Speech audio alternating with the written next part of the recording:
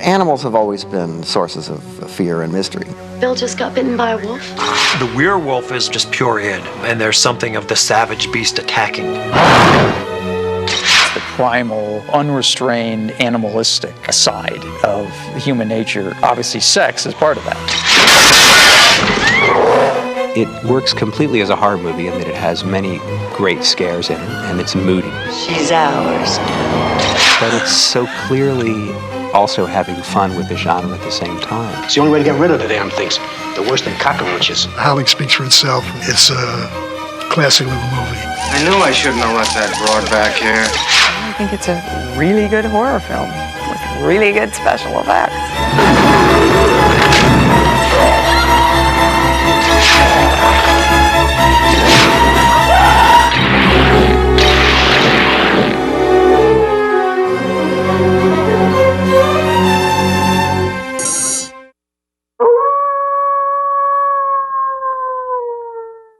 Dan Blatt was a producer that I knew from New World Pictures, Roger Corman's company, and he had gotten involved in this project, The Howling, which was based on a book by Gary Brandner. And Dan had helped put it together at Avco Embassy. You know, they just wanted something they could sell, and they knew it was a high concept.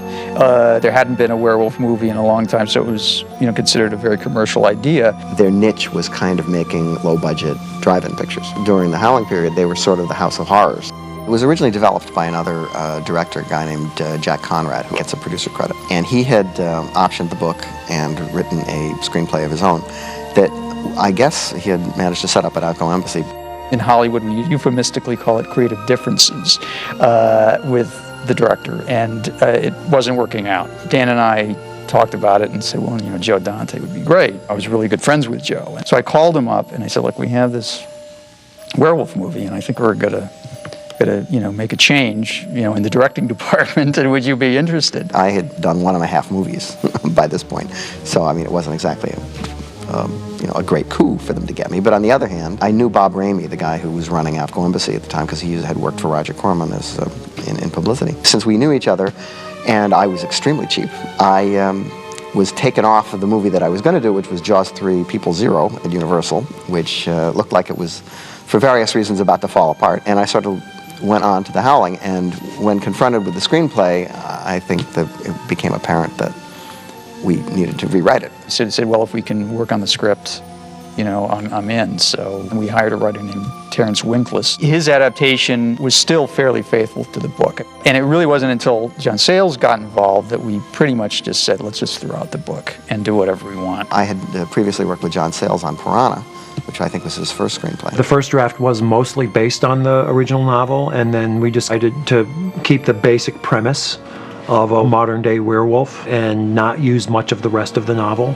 It just meant that I was kind of starting from scratch as far as the story was concerned, but not as far as the creature was concerned. He would basically write most of the stuff on the plane from New York to LA. He was really fast. John was also working at the time on Alligator, and since both these pictures were really quite cheap, we would vie for who was going to pay to fly him out. Whenever you'd go to visit him, to, you know, to look at new pages and stuff, you'd knock on the door and say, who is it?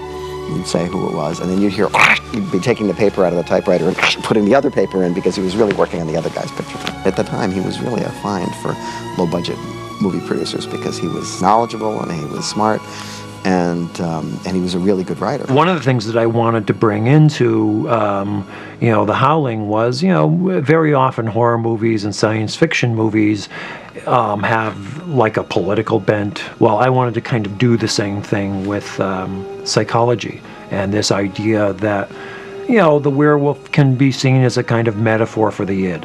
You know, this is what the creature would do if we didn't put any brakes on him. I was a psych major, and so I had kind of, you know, had a look at various philosophies of helping people deal with psychological problems. I didn't see him. I turned around, but I didn't see him. There was a whole movement, starting in the late 60s, that would have you believe that the real problem always was repression. Repression is the father of neurosis. I was interested in having this kind of metaphor of these werewolves, of taking it the other way. Well, what if there was no repression?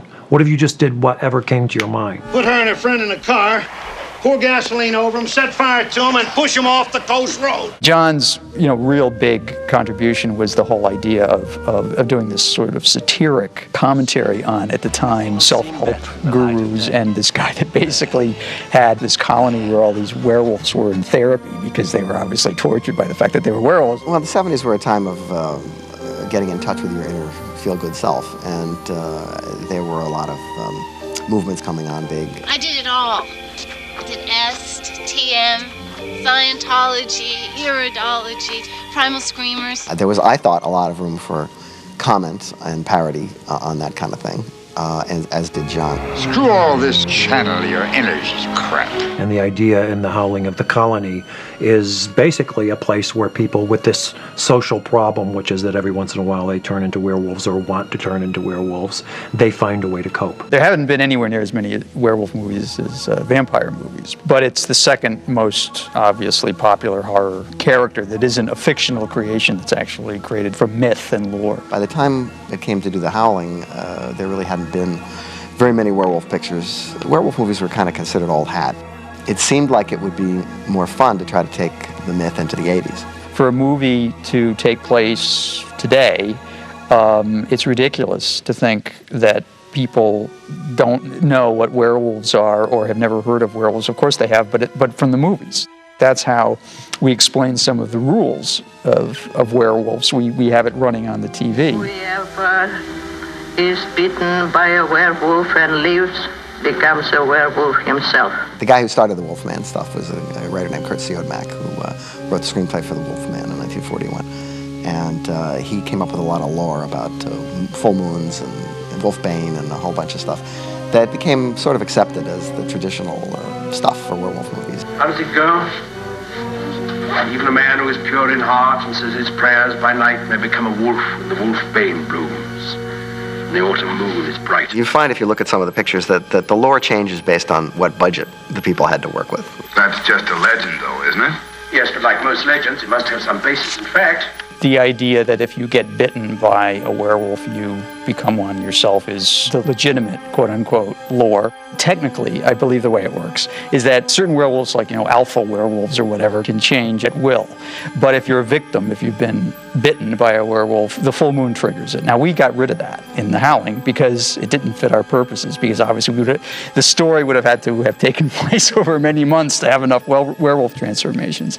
So we got rid of that by having Dick Miller, who is the expert in the movie, debunk that. Hey, that's a lot of Hollywood baloney. Your classic werewolf can change shape anytime it wants, day or night, whenever it takes a notion to. The rules that we went with is that, yes, if you are bitten by a werewolf, you will have this thing come over you. You will turn into a werewolf, but you can fight it. The other one was that you did need either to burn them or to kill them with something silver. That just a regular bullet was going to do some damage and knock them out, but they'd come back at you, and now they'd be annoyed because it hurt getting shot with that bullet.